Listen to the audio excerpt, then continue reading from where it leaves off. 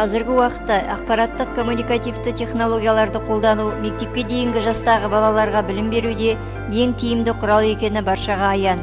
Ақтөбе қаласындағы нөмірі 33-ші Нұрсат мектепке дейінгі білім беру орталығында өткен мектепке дейінгі ұйымдарда оқыту үдерісін ұйымдастыруда ақпараттық коммуникациялық технологиялардың мүмкіндіктері тақырыбындағы облыстық ғылыми-тәжірибелік семинарын өрлеу біліктілікті арттыру ұлттық орталығы акционерлік қоғамының Ақтөбе облысы бойынша педагогикалық қызметкерлердің біліктілігін арттыру институты ұйымдастырды.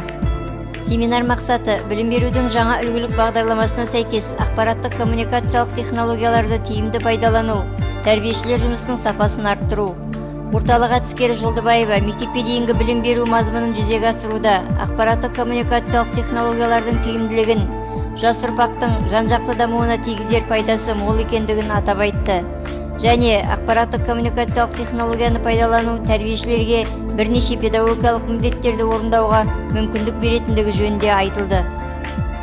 Мектепке дейінгі ересек топ тәрбиешісі Игликова білім әлемінде тақырыбындағы оқу қызметінде ақпараттық коммуникациялық технологияны қолданудың тиімді әдістерімен тәжірибе бөліссе, ағылшын тілі пәні мұғалімі Камышева ортаңғы топ балалармен ақпараттық коммуникациялық технологияның тиімді жолдарын XP-NOE тақырыбындағы оқу қызметінде жүзеге асырды.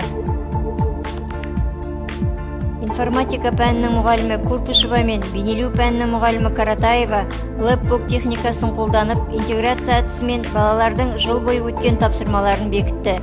Семинардың рефлексия сәтінде педагогтер жалпы білім берудің жаңа үлгідегі бағдарламасын жүзеге асыруда ақпараттық коммуникациялық технологияны қолданудың тиімді тәсілдері туралы тәжірибе алмасты.